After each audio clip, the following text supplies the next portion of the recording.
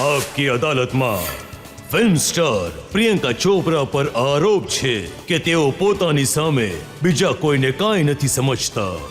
હવે પ્રિયંકા, આ તો તમે માનશો, તમે એ પણ માન્યું કે તમે સૌથી મોટા ચોર છો, તમે એ પણ માન્યું કે તમે ચીટર છો અને એરોગન્ટ પણ છો। જો પોતાની જાતને પોતાની નજરોમાં બેસ્ટ સમજવું એરોગન્સ છે તો હું છું। તો તમે એમ કહો છો કે હું જ છું નંબર 1 અને મારી આગળ કોઈ નથી? નહીં, જે કામમાં હું જે કામ કરું છું એમાં હું હંમેશા બેસ્ટ હોવાનું પસંદ કરું છું। મારા સ્ફિયરમાં કોઈ ફરક નથી પડતો મને કે જો કોઈ બીજાની ફિલ્મ ઘણી ચાલે કે નહીં ચાલી, એ શું કરી રહ્યા છે કે નથી કરી રહ્યા, કેમ કે મારા જીવનમાં મને ભગવાને એટલું આપ્યું છે કે હું ઘણી કન્ટેન્ટ છું। તો જો તમે ને એરોગન્સ માનો છો તો કદાચ આ એરોગન્સ નથી કે તમે સમજો કે ના કરીના કંઈક ના કટરીના કંઈક, જે કંઈ છે એ હું છું, સૌથી હોટ, નહીં, એ સૌથી મેં ક્યારેય યોગ્ય। નથી કહ્યું કે કરીના કંઈ નથી, કટરીના કંઈ નથી, દીપિકા કંઈ નથી, ક્યારેય નથી કહ્યું। મેં કહ્યું છે કે હું મારી નજરોમાં મારા કામને ઘણું ધ્યાન આપું છું અને ઘણી રિસ્પેક્ટ કરું છું। બીજા કોઈ વિશે મેં ક્યારેય વાત નથી કરી। અને ઘણા લાલચી પણ છો, બધા રોલ મને મળે નહીં, બધા રોલ જે મારી પાસે આવે છે હું કરવાનું પસંદ કરું છું। મેં ક્યારેય એન્ડ બાય ગોડ ગ્રેસ મારી સાથે એવું ક્યારેય નથી થયું કે મારે કામ માંગવું પડ્યું છે કે કહેવું પડ્યું છે કે હું આ ફિલ્મ કરવા ઈચ્છું છું તો મને મળવી જોઈએ।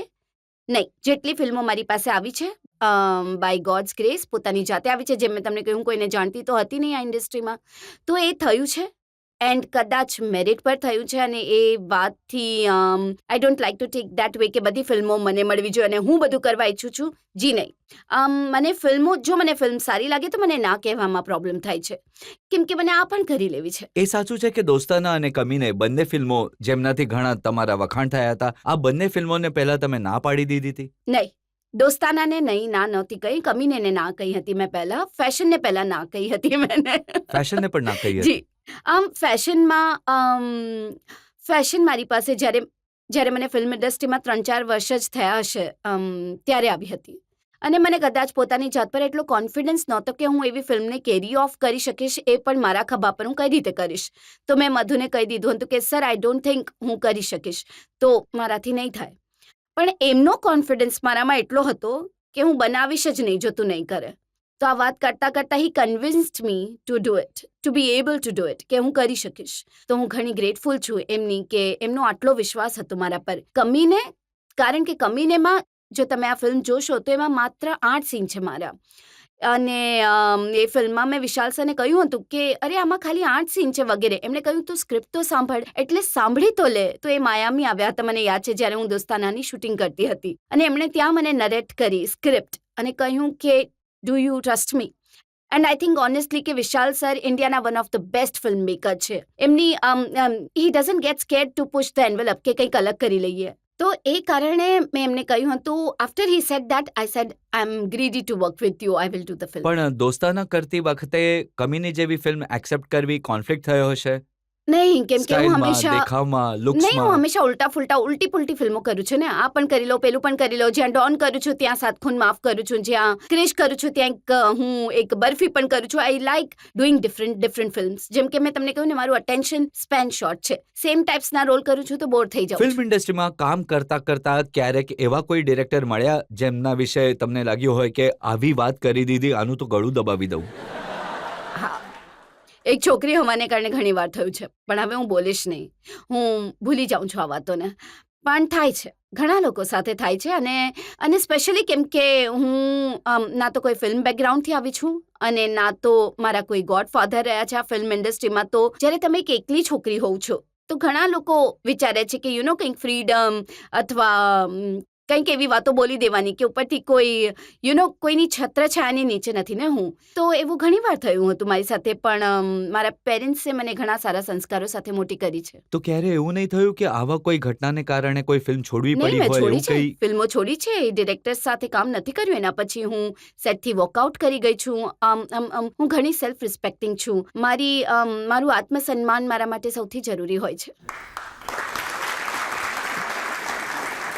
ના, એક ડાયરેક્ટરે જરૂરત કરતા વધારે એક્સપોઝ કરવા માટે કહ્યું અનનેસેસરીલી। તો તમે એ ફિલ્મ છોડી દીધી હતી? જી, શું થયું હતું કે થોડી ખરાબ રીતે વાત કરી હતી એકચ્યુઅલી, અને હું નવી નવી ફિલ્મોમાં આવી હતી. આ ડિરેક્ટર વાત કરી રહ્યા હતા મારા ડ્રેસ ડિઝાઇનર સાથે, અને કદાચ એમને ખબર હતી હું હતી એમની પાસે જ ઊભેલી, ઓર હી ડિડન્ટ કેર, અથવા તો એમને એ જાણતા નહોતા કે હું છું કે નહીં. પણ એમણે ડ્રેસ ડિઝાઇનરને કહ્યું કંઈક ઘણી ચીપ વાત કરી કે ડ્રેસ તો એટલો નાનો હોવો જોઈએ કે બધાને આવીને જોવી જોઈએ આ ફિલ્મ વગેરે, કંઈક એવું ઘણી ગંદી વાત કહી હતી.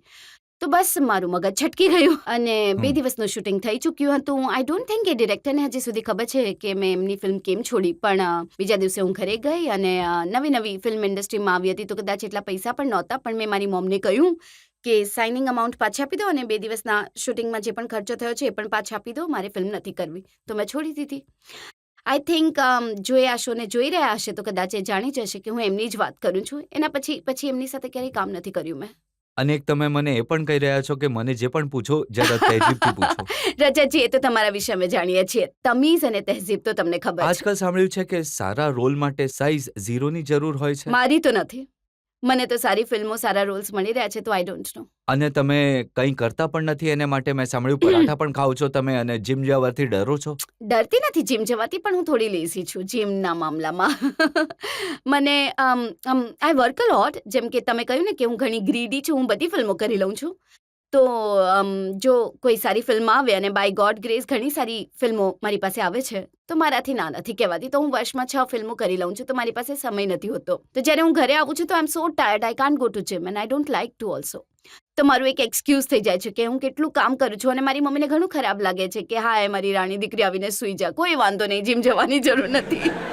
અને પછી ખવડાવી પણ દે છે થોડું ઘણું. And I love my food. જ્યાં સુધી કોઈ પણ જે પણ કહે, હું ઘણી પંજાબી છું આ મામલામાં, મને પરાઠા ઘણા ભાવે છે. તો I think I like my food. I metabolically ઘણી બ્લેસ્ડ છું હું. દોસ્તાના દરમિયાન જોને તમને નહીં કહ્યું કે કેવું ખાવું જોઈએ, ઓછું ખાવું જોઈએ, થોડી એક્સરસાઇઝ કરવી જોઈએ? નહીં, એકચ્યુઅલી શું થતું હતું કે જોન મને કહેતો હતો, અને એ બેસીને સ્ટીમ ફિશ ખાઈ રહ્યો છે મીઠા વગર, અને હું એની સાથે બેસીને પાસ્તા ખાઈ રહી હોઉં છું કે પિઝા ખાઈ રહી હોઉં છું. તો કેમ કે એને એટલું ખરાબ લાગતું હોય છે કે હું આટલું બધું ખાઈ રહું છું, તો એ મને કહેવાની કોશિશ કરતો હતો કે તું કેવી રીતે ખાય છે, કોઈ દિવસ જોજે કેચઅપ કરશે વગેરે વગેરે. હું કહેતી હા, જોઈશું. જ્યારે દિવસ આવશે તો જતી રહીશ ને, જેમ હમણાં તો જવાની જરૂર કે નથી. મને જ્યારે પણ મળે છે 2-3 લેસન આપે છે, શું ખાવું જોઈએ, શું ન મને ખાવું પણ જોઈએ. લેસન આપતા હતા. એ કેટલું ખાય છે, ઈટ હેલ્ધી નથી જે થતું મારાથી. ફિટનેસ પર ધ્યાન ના આપે, જે બોડી પર ધ્યાન ના આપે, જે જીમ ના જાય, જે એક્સરસાઇઝ ના કરે, એવી છોકરી ખતરોં કે ખિલાડી જેવો શો એન્કર કરવાનું કામ કરે. કેમ કે હું ઘણી આઈ થિંક એજિલિટી અને સ્પોટીનેસનું જીમ સાથે કોઈ લેવા દેવા નથી. ઘણા લોકો એવા હોય છે જેમની બોડી ઘણી સારી હોય છે, પણ હું એમને 100 મીટર રેસમાં 2 મિનિટમાં હરાવી શકું છું, અથવા હું ઊંધું માથું રાખીને ચાલી શકું છું, અને એ કદાચ ઊંધા પણ ન થઈ શકે. તો એજિલિટીનું એની સાથે બિલકુલ લેવા દેવા નથી. હું ઘણી સ્પોર્ટી રહી છું હંમેશા. ગેમ્સ રમવી, ભાગમ દોડી, આ બધું ઘણું બધું હંમેશાથી રહ્યું છે. So I am very energetic by nature. તો આઈ થિંક એ કારણે. તો આ જોખમોની રમત રમવા માટે અક્ષય કુમારથી કોઈ ટ્રેનિંગ લીધી હતી, કોઈ લેસન આપ્યા હતા એમણે? નહીં, મને જરૂર જ નહોતી. મેં હંમેશા ખતરા સાથે કે રમત પછી કરી એ છે. પણ એક કેટેગરીમાં છે જેમની સાથે વાત નથી નહીં, હું થતી? કદાચ એમની કેટેગરીમાં નથી, અને મને કોઈ પ્રોબ્લેમ નથી એમનાથી. ઘણા બધા લોકોએ મને પૂછ્યું કે પ્રિયંકાને જરૂર પૂછજો કે જે ટ્રેન પર બાઇક ચડવાનો સ્ટન્ટ હતો, શું એમણે પોતે કર્યો હતો? અરે, તમે ખતરો કે ખેલાડીનું મેકિંગ જુઓ, તમે પ્લીઝ એને મંગાવીને જુઓ. હું બાઇક ચલાવી રહી હતી જ્યારે ઇટ્સ વેરી ડેન્જરસ. મેં એકચ્યુઅલી બાઇક ચલાવવાનું ડોન માટે શીખ્યું હતું, પહેલી ડોન માટે. મને બાઇક ચલાવવાનો ઘણો શોખ છે, અને મને ગિયરવાળી બાઇક ચલાવતા નથી આવડતી. તો એ શીખી હતી ડોન માટે મેં, એક સીન માટે. તો એ ઘણું કામ આવ્યું અહીંયા. પેરેન્ટ્સે ના ન પાડી? માતા પિતા એવું નહીં કહ્યું કે બેટા આ તો નહીં કર? એટલે હું કમ મારા સે કમ? ડેડને લઈને જ ન ગઈ બ્રાઝિલ. મેં કહ્યું, ડેડ તમે શું આવશો આટલી દૂર? શું? એ તો એમને ખબર પણ નહોતી જ્યાં સુધી એ ટીવી જોતા હતા. મારી મોમ આવી હતી, પણ હું એમને શોપિંગ વોપિંગ મોકલી દેતી હતી. હા, જે લોકો સવાલ પૂછવા માંગે છે. મેં તમને જોયા હતા કોફી ઇન કરનમાં. હું ફક્ત એક નામ બોલીશ, મારે તમારા ફક્ત એક્સપ્રેશન જોવા છે ઓ બસ. God, stop Shahrukh it. Khan. મેં પહેલા જ આંખ બંધ કરી દીધી. પ્લીઝ મેમ, એક વાર પ્લીઝ. નહીં, શાહરુખ ખાન. Next topic. અરે શાહરુખ ખાન. અરે સ્ટોપ ઇટ. Thank you અચ્છા, so હા much, બસ. શાહરુખથી એવો શું પ્રોબ્લેમ છે? સર, એ પણ લિસ્ટમાં છે. તમે શું જાણો? કોઈને ખબર જ નથી. અચ્છા એ પણ એ લિસ્ટમાં છે જેમની સાથે હું વાત નથી કરતી એમની સામે જીભ નથી ચલતી મારી એ અલગ વાત છે પણ પબ્લિકની સામે એમની મિમિક્રી તમે કરી દો છો હા એમની પરમિશનની સાથે મેં એમને પૂછી લીધું હતું પહેલા જઈને કે જો હું આ કરવાની છું is it okay or not and he said હા હા તને તો 7 ખૂન માફ છે